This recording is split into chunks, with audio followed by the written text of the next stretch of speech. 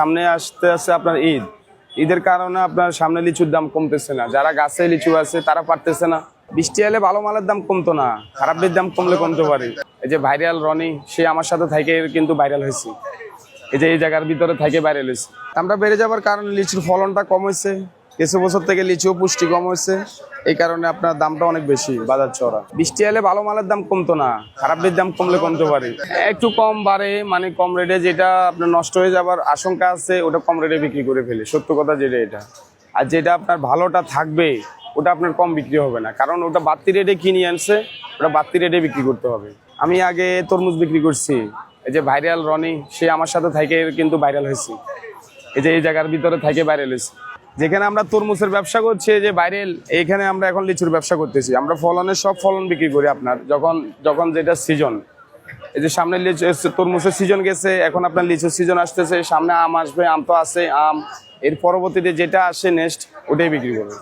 এটা সিন্ডিকেট বলতে আপনার যেখানে আপনার লিচুটা আপনার খাইতেছে অনেক বেশি, সেখানে যদি কম খাইতো, আর ফলনটা হয়েছে তো কম, যদি মনে করেন ভরপুর ফলন হইতো তাহলে দামটা না আরো কমে আসতো, কথা বুঝছেন। আর সামনে আসতে আছে আপনার ঈদ।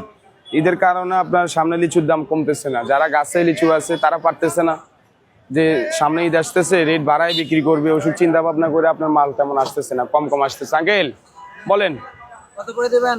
ওই যে বললাম না, হ্যাঁ 600 টাকা বেচতেছি। 600 টা? জি শোনেন, এদিকে আসেন, কয়শো নিবেন? 100 নিব।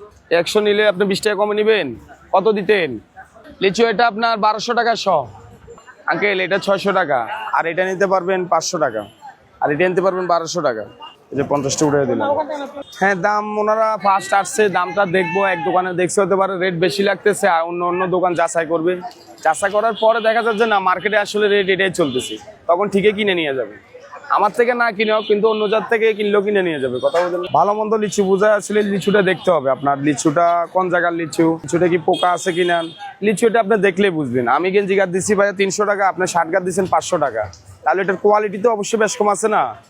ব্যানগাড়িতে গেঞ্জি বেছে আপনার কত? 100 টাকা, মার্কেটে বেছে 500 টাকা, এটা কোয়ালিটি বেশ কম আছে। এটা হচ্ছে আপনার পাবনা ঈশ্বরদী, আর এটা হলো রাজশাহী, আর এটা হলো দিনাজপুর। বলে আপনার রাজশাহী দিনাজপুরের লিচুগুলো সবচেয়ে ভালো।